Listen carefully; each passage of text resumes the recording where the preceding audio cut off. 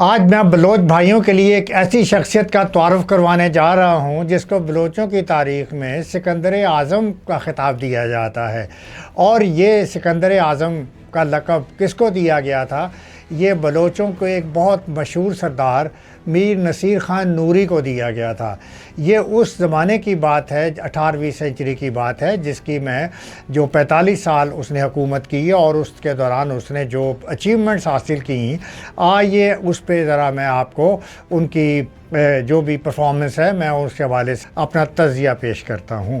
تو میر نصوری صاحب جو ہیں ایک دفعہ دشمنوں کے خلاف حالت جنگ میں تھے، اور ان کے دشمنوں نے افغانستان بادشاہ سے پناہ مانگ لی، اور افغان بادشاہ نے میر صاحب کو خط لکھ دیا، تھریٹ کر دیا کہ بھی جب میرا خط پہنچے تو اسی وقت آپ جنگ سے پیچھے ہٹ جاؤ۔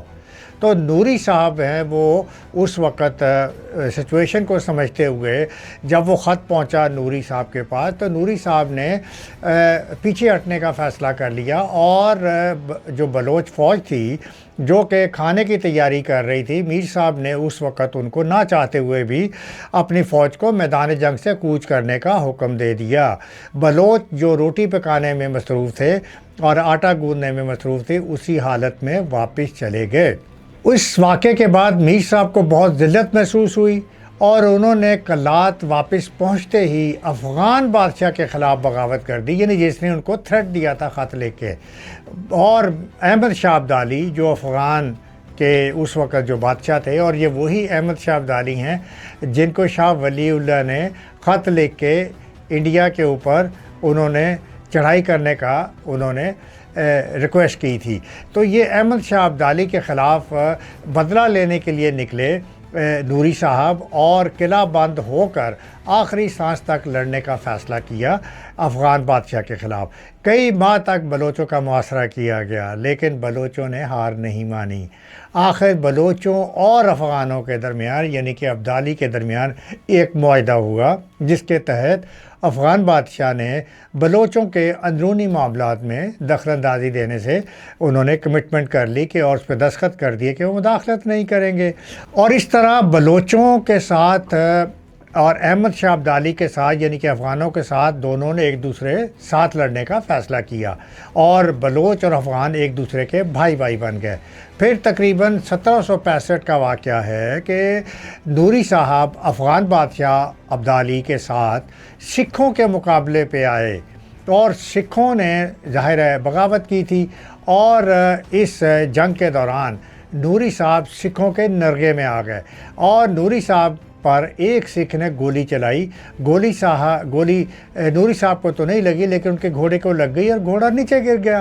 لیکن نوری صاحب بہت چستی کے ساتھ اٹھ کھڑے ہوئے، اور اس فساد میں ان کی پگڑی سر سے گر چکی تھی، اور ان کے لمبے لمبے بلوچ بال کندھوں پر آویزاں ہو چکے تھے۔ قریب تھا کہ ایک سکھ گھوڑا بڑھا کر اس کے سر پر پہنچ جاتا اور ان پر وار کرتا، لیکن کسی اور سکھ نے چلا کر کہا کہ ان کو نہ مارنا، یعنی کہ نوری صاحب کو نہ مارنا، اپنا بھائی ہے، یعنی کہ سکھ ہے، کیونکہ اس وقت بلوچ بھی سکھوں کی طرح لمبے لمبے بال اور گھنی داڑھی رکھتے تھے، اور لہٰذا اس سکھ کو مغالطہ ہوا کہ یہ جو نوری صاحب ہیں یہ بلوچ نہیں ہیں بلکہ سکھ ہیں اور ہمارے بھائی ہیں۔ اس لیے انہوں نے سکھ سمجھ کر نوری صاحب کو قتل کرنے سے اپنا ہاتھ روک لیا۔ تو پھر بہرحال رزلٹ یہ نکلا کہ اس جنگ کے دوران سکھوں کو شکست دے دی گئی، اور پھر ایک روایت میں آتا ہے کہ نوری صاحب واپس جب اپنے کیمپ میں آئے تو انہوں نے حجام کو بلا کر اپنے جو لمبے لمبے بال تھے ان کو بلا تعمل منڈوا دیے، اور داڑھی کو بھی منڈوا دیا یا چھوٹا کر دیا۔ اور جب بلوچ سرداروں نے اس کی وجہ پوچھی تو نوری صاحب نے بتایا کہ بالوں کی وجہ سے آج وہ کفار سے مشابہ ہو کر شہادت سے محروم رہے۔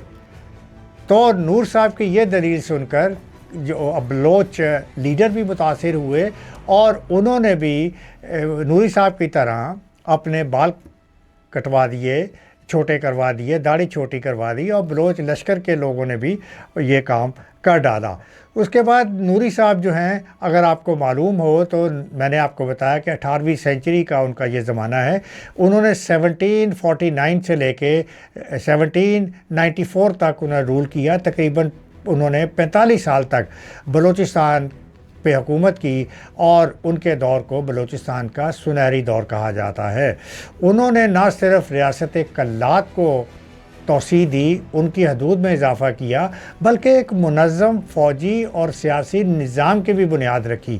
تو یہ ان کی جو دوسری اسٹریٹجی ہے، تو میں اس کی بات کر رہا ہوں، اور ان کے دور کے جو چند اہم کارنامے اور واقعات ہیں میں ان کی بات کرنے لگا ہوں۔ تو ایک بات تو یہ ہے کہ سیاسی اور فلاحی اصلاحات انہوں نے اختیار کی۔ انہوں نے بلوچ قبائل کو متحد کر کے ایک مضبوط ریاست کی تشکیل دی۔ انہوں نے بلوچ پارلیمنٹ کے 2 ارکان قائم کیے، جسے مجلس مصاحبین اور مجلس مشاورت کہا جاتا تھا، تاکہ بلوچ روایات اور شرعی قوانین کے مطابق نظام کو چلایا جا سکے۔ پھر انہوں نے بلوچ بنیادوں پر، انہوں نے قبائلی بنیادوں پر باقاعدہ فوج ترتیب دی، اور جس کو 3 حلقوں میں تقسیم کیا گیا یا 3 حصوں میں تقسیم کیا گیا۔ ایک حصہ دست خاص 10,000 بلوچ لشکر پہ مشتمل تھا، یہ ایمرجنسی فوج کہلاتی تھی۔ دوسرا جو دستہ تھا اس کا نام تھا دست دوئم۔ دست دوئم میں 5,800 لیڈر تھے، فوجی تھے، اور اس دست دوئم کو انہوں نے سروان ریجمنٹ کا نام دیا۔ تیسرا انہوں نے جو دستہ بنایا اس کا نام ہے دست سوئم۔ 4500 بلوچ سولجرز کے اوپر یہ مشتمل تھا، اور اس طرح سے انہوں نے اپنے اس فوجی نظام سے ریاست کے استحکام اور بیرونی حملوں سے بچاؤ کے لیے انہوں نے بہت مفید سٹیپ لیے، اور اس میں کامیابی حاصل کی۔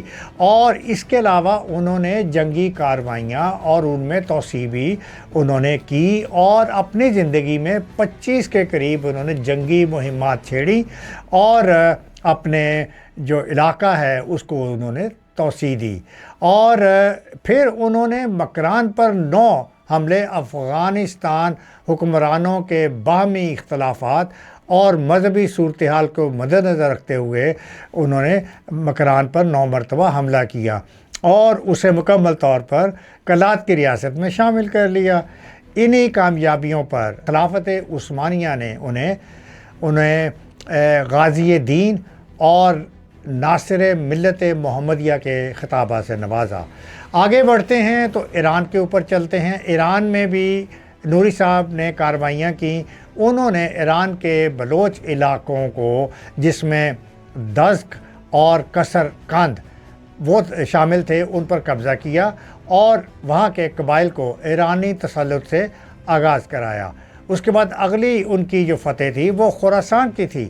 افغان بادشاہ عبدالی کی درخواست پر نوری صاحب نے 20,000 سپاہیوں کو خراسان، جس کو اب مشہد کہا جاتا ہے، کی جنگ میں حصہ لیا اور ایران کو شکست فاش دی۔ ایران کے بعد وہ افغانستان کی طرف آتے ہیں، اور افغانستان اور دیگر جو تفصیلات ہیں ان کے درمیان جو جنگیں ہوئیں اس کا میں حوالہ کرتا ہوں۔ پھر 1758 میں معاہدہ کلات کے تحت دونوں حکمران قریبی دوست بن گئے، اور اس معاہدے کی شرائط یہ تھیں کہ نوری صاحب سالانہ اخراج وہ ادا نہیں کریں گے، افغان بادشاہ بلوچستان کے اندرونی معاملات میں مداخلت نہیں کریں گے، دونوں ایک دوسرے کے بیرونی دشمنوں کے خلاف فوجی امداد جو ہے وہ فراہم کریں گے۔ اس اتحاد کے نتیجے میں نوری صاحب نے تیسری پانی پت کی جنگ، جو کہ 1761 میں مرہٹوں کے خلاف ہوئی، اور اگین وہ احمد شاہ عبدالی ہی تھے، تو مرہٹوں کے خلاف وہ جنگ میں نوری صاحب کا بڑا امپورٹنٹ رول ہے، اور انہوں نے ان کا ساتھ دیا۔ اگلی جو کنٹریبیوشن ہے وہ گوادر کی تحریک کے حوالے سے ہے۔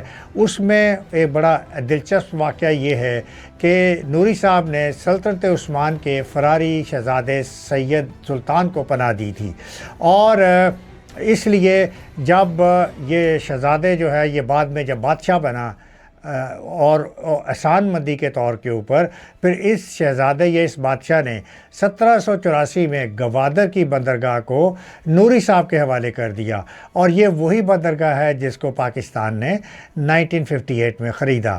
لالا صاحب نے یعنی کہ نوری صاحب نے محض 45 سال کے عرصے میں ایک پراگندہ علاقے کو ایک خوشحال ریاست میں تبدیل کر دیا۔ ان کی وفات 1794 میں ہوئی، یعنی کہ 45 سال کی ان کا جو حکومت تھی وہ جاری رہی، اور آج بھی بلوچ تاریخ میں عظیم ترین حکمرانوں میں شمار کیے جاتے ہیں۔ نوری صاحب کا تعلق براوی قبیلے احمد زئی کی شاخ سے تھا۔ یہ جو احمد زئی قبیلہ ہے یہ کلات کے حکمران خاندان کی مرکزی حیثیت رکھتا ہے، جسے علمی علاقوں میں خاندان احمد زئی یا سلسلہ احمد زئی بھی کہا جاتا ہے۔